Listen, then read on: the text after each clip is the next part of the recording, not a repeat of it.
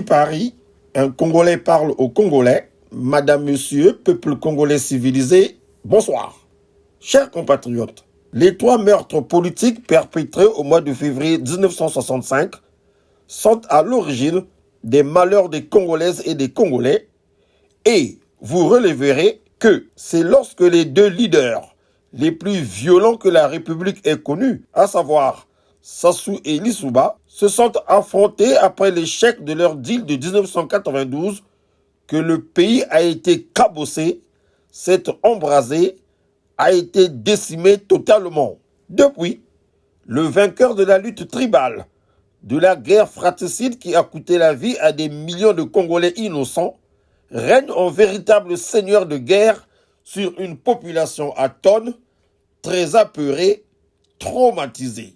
Certains ouvriront leur large gueule pour parler de la présidence Youlou. Bande de manipulateurs, ce n'est pas à moi que vous allez la faire. Le président Youlou a payé de ses erreurs de gouvernance, si erreurs il y a eu. On nomme Djinn, il a remis sa démission au peuple par le biais de l'armée. Bien que les syndicalistes de l'époque aient réussi à manipuler les masses populaires, eux-mêmes manipulés par des politiciens véreux et des militaires assoiffés de pouvoir, et proclamé leur fameuse révolution des 13, 14, 15 août 1963, il faut avouer que l'abbé président Fulbert Youlou a fait montre de sagesse. Il ne s'est pas accroché au pouvoir.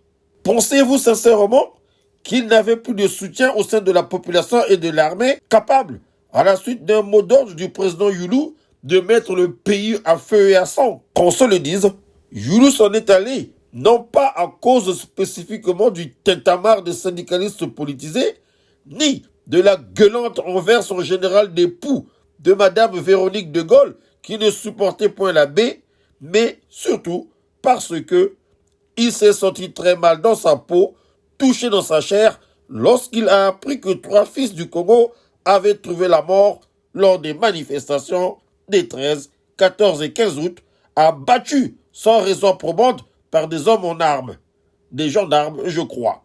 Ceux-ci d'ailleurs n'étaient-ils pas investis d'une mission parallèle louche? Seul Dieu sait si ces gendarmes à la gâchette facile n'avaient tué sciemment et ou gratuitement pour mettre le feu aux poudres sur instruction de leurs chefs et ou parents politisés et manipulateurs. Le président Youlou a quitté le pouvoir pour 3 morts. Oui, 3 de ses frères congolais tombés lors des manifestations des masses populaires dans la ville capitale Mfoua. Respect s'il vous plaît. Rien que pour ça, l'abbé mérite un grand respect comparativement à ce que de déplorable, de terriblement criminel le peuple congolais vit depuis la fin de l'après-midi du 15 août 1963. En effet, tous ceux qui ont remplacé l'abbé Fulbert Youlou, à commencer par Alphonse Massamba Deba, Marien Ngouabi, Yombi Opango, Sassou 1, Pascal Lissouba, Sassou 2 et éternel, en ont assassiné combien de Congolais pour leur pouvoir égocentrique? Lequel a eu l'élégance de signer sa démission, comme le fit le bon président Fulbert Youlou? Aucun.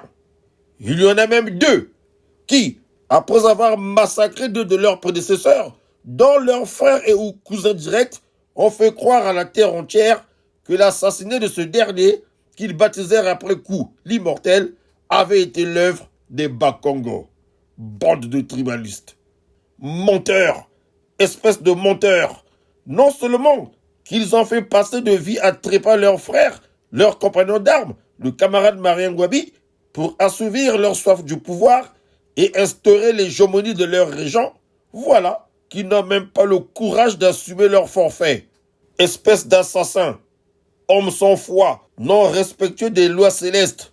2 points, tu ne tueras pas, tu ne mentiras pas, tu ne voleras pas. Et ça veut rouler les mécaniques. Quand je pense que l'abbé président Fulbert Youlou avait tout prédit, vous allez applaudir des fous un jour. Bonzao Batashi Labo, ils veulent du pouvoir pour avoir la même mise sur l'argent de l'État. Bobalou dit Kamaya Kamabi beaucoup. vous allez manger du manioc coupé à cause de leur gestion chaotique.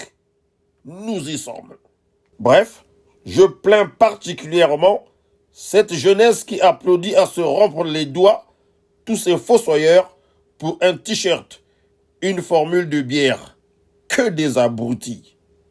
Tout comme j'ai du mépris pour ces suiveurs qui font la manche auprès de ces kleptomans de la République pour se faire financer qui un anniversaire, qui un mariage et parfois une virée en boîte de nuit ou dans un VIP. Même ça, il faut mendier. Triste personnage. À très bientôt. Si le peuple me fait confiance, ils auront un président qui redressera ce pays.